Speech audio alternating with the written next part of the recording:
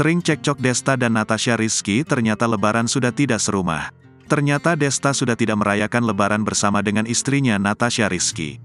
Sebab saat perayaan lebaran Idul Fitri 2023 kemarin, Natasha Rizky sudah tidak tinggal di rumah sang presenter Desta.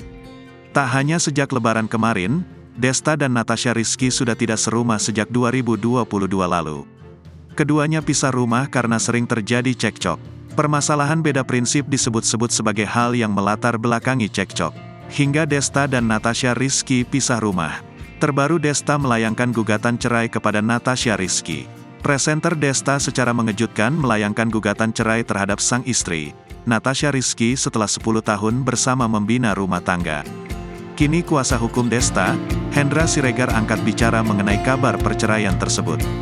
Dari sang kuasa hukum juga terungkap bila Desta dan Natasha Rizky ternyata sudah setahun belakangan terlibat cekcok hingga memutuskan pisah rumah.